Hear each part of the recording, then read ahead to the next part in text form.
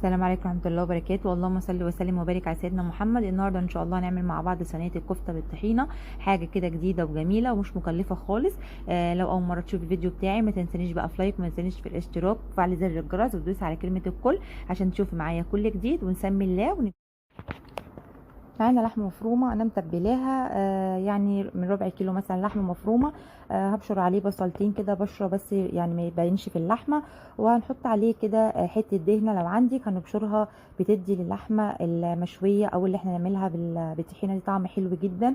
حته الدهنه ديت لو انت مش حباها خلاص، بس هي بصراحه بتدي طعم حلو جدا للكفته اللي هي مشويه.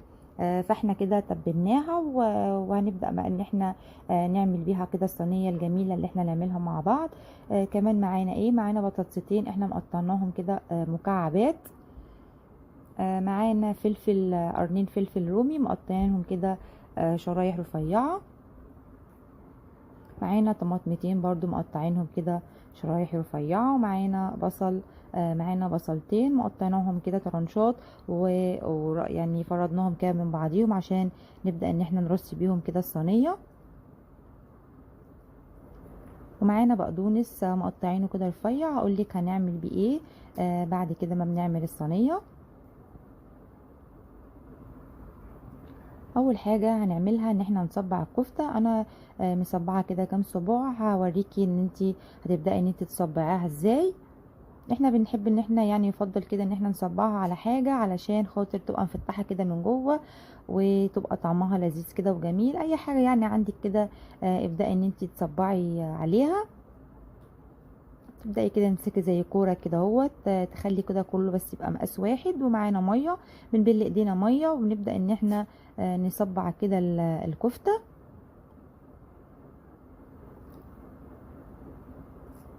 نبدا كده ان احنا نصبعها. طبعا احنا نحطش عليها ولا زيت ولا سمنه ولا حاجه، احنا حاطين فيها حته دهنه بتغنيكي بقى عن الحاجات دي كلها، بتنزلنا بقى صوص كده جميل بيسوينا الخضار كده بيخليها طعمه حلو جدا. ده بقى تصبعيها كده. لو انت برضو حابه ان انت تعمليها كور، تكوريها كده كور وترصيها على وش الصينيه، برضو هتديكي طعم حلو، هتديكي كميه كمان حلوه. يعني الكميه اللي احنا نعملها ديت هتعملي لنا كده، هنرصها على وش الصينيه كده هتدينا برضو كميه حلوه.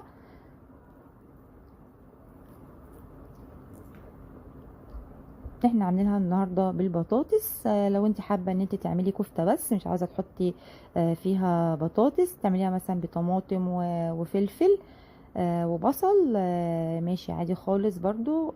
لو مش حابه بطاطس، لو حابه تعملي برضو كفته بس بتعمليها برضو كده، بترشي رشه زيت في الصينيه وبتحطي كفته بس من غير اي حاجه خالص. ولما بتستوي بنحط عليها الصوص الطحينه اللي هنعمله. فيعني حابه بقى ما انت تعملي تقدري تشكلي كده في الاكلات بقى اللي انت بتعمليها. كده خلاص احنا عملنا كميه الكفته، صبعناها كلها كده زي ما وريتك تصبعيها ازاي. هنبدا بقى ان احنا كده نرص الصينيه. معانا بقى التوابل، معانا ملح، معانا فلفل اسمر، معانا كمون، معانا بهارات. جبنا الصينيه بتاعتنا ونبدا ان احنا نجيبها كده نحطها، نرش فيها رشه من الزيت.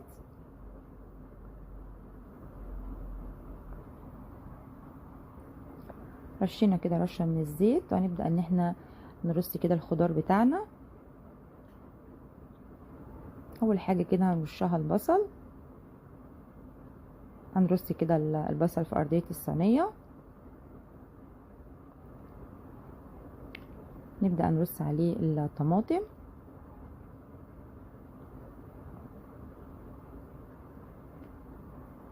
كل بقى ده بيدوب مع بعضه كده وبيديني ميكس كده خضار كده جميل يعني يغنيكي بصراحه. حتى ان انت تعملي جنبيه رز او مكرونه او اي حاجه، يعني هي تتاكل كده لوحدها بعيش كده، هتبقى اكله بصراحه لذيذه وسهله. وكمان بقى للناس اللي هي ما بتحبش تعمل الاكلات في كذا حله او في كذا صينيه، ولا بقى هتقلي كفته ولا هتشوي في فرن ولا حاجه، هي كلها كده في صينيه واحده هتعمليها كده اكله واحده. واكله سهله وسريعه، وكمان ما بتاخدش معاكي يعني حوالي ربع ساعه في الفرن، ما بتاخدش معاكي وقت خالص. اكله سهله جدا. وكمان هتحسي بقى طعم كمان الطحينة اللي نحطها عليها هتديها طعم جديد، يعني هتحسي ان هي اكلة جديدة كده اول مرة تاكليها، وهتستسهليها بصراحة ومش هتعملي يعني اكلات بقى صعبة تاني. كده معانا التوابل، هنبدأ ان احنا نرش كده رشة على الخضار بتاعنا من التوابل ديت، وهنسيب رشة كده معانا بس بسيطة. هنبدأ ان احنا نرشها كده على الطحينة. لما نيجي نعمل الطحينة نبدأ ان احنا نرص الكفتة بقى معانا على وش الصينية.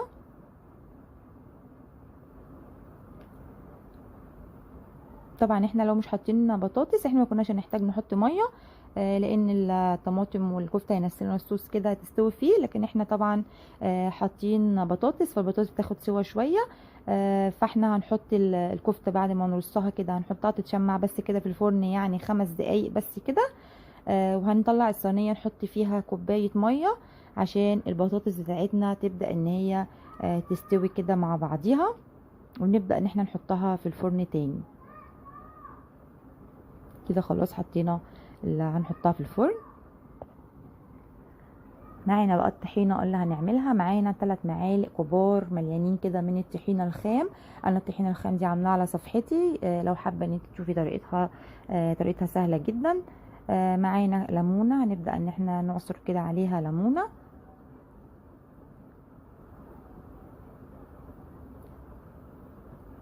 طريقتها سهله ومش صعبه برضو الطحينه، تقدري ان انت تخزنيها كده في التلاجة معاكي فتره كبيره. معانا معلقه توم مفروم، يعني حوالي 4 فصوص كده من التوم مفرومين. ومعانا التوابل بقى، رشه التوابل اللي قلتلك شيليها، اللي هي الملح والفلفل والكمون والبهارات. نبدا ان احنا نقلبها مع بعض، وبعد كده بندوبها كده بربع معلقه من ربع كوبايه من الميه. وبعد كده بناخد صوص الكفته نكمل بيه، بس دلوقتي احنا عملناها وهنعملها كده بربع كوبايه ميه بس، ونركنها كده على جنب. كده احنا دخلنا الصينيه الفرن، يا دوبك اتشمعت بس الكفته زي ما انت شفتي كده. زي ما قلت لك كده ان احنا حطينا كوبايه ميه، يعني حطيناها 5 دقايق بس الكفته اتشمعت وطلعناها، حطينا كوبايه ميه علشان ان هي البطاطس تستوي معانا. خلاص هي كده كل الحاجه اللي احنا حطيناها كده مع الكفته اتسوت، وكمان الكفته بتاعتنا استوت ونزلت بقى الصوص كده مع شويه الميه اللي احنا حطيناهم، عملوا لنا كده صوص جميل كده اللي احنا نحطه بقى على الطحينه. خدنا الصوص كده اللي طلع معانا من الكفته، هنقلبه كده تقليبه على الطحينه كده بتاعتنا، ونبدا بقى ان احنا نشرب بيه كده الصينيه بقى التحفه بتاعتنا ديت. نبدا بقى ان احنا نحطه كده على الصينيه كلها كده من فوق.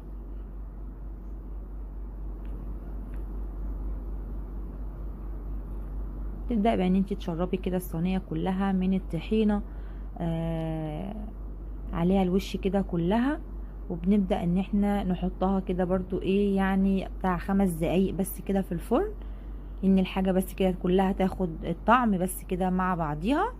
وبنبدأ ان احنا نطلعها خلاص من الفرن، بتبقى كده جاهزة معانا خلاص للتقديم. كده خلاص احنا طلعناها من الفرن، ما خدتش معانا خلاص غير 5 دقايق. نبدأ بقى ان احنا كده جرنشها كده بشكل حلو كده. معانا شوية بقدونس كده مقطعينهم رفيع خالص، نبدأ ان احنا نزوق بيها كده الصينية. كمان البقدونس بيدي طعم حلو للاكل كده، الاكلات ديت كده بيدي طعم حلو. اكله بصراحه جميله جدا، يعني مش هتحتاج كده بس غير ان انت تاكليها كده بالعيش. يعني حلوه جدا. معانا سوداني، حابه تحطي يعني مش حابه عادي، بس احنا بنجرنش كده الصينيه عشان يبقى شكلها حلو كده للتقديم في الاكل. اعمليها بقى ان شاء الله على الطريقه ديت وهتطلع معاكي تحفه، اكله جديده وجميله. طريقتها حلوه جدا وسهله وبسيطه، ما فيهاش اي تكلفه وما فيهاش اي حاجه صعبه خالص. لو عجبك الفيديو بقى ما تنسنيش في لايك، وما تنسنيش بقى في الاشتراك عشان الصفحه بتاعتي تنجح وتكبر وتشوفي معايا كل جديد. واسيبكم في حفظ الله، والسلام عليكم ورحمه الله وبركاته. زي ما قلت لك كده ان احنا حطينا كوبايه ميه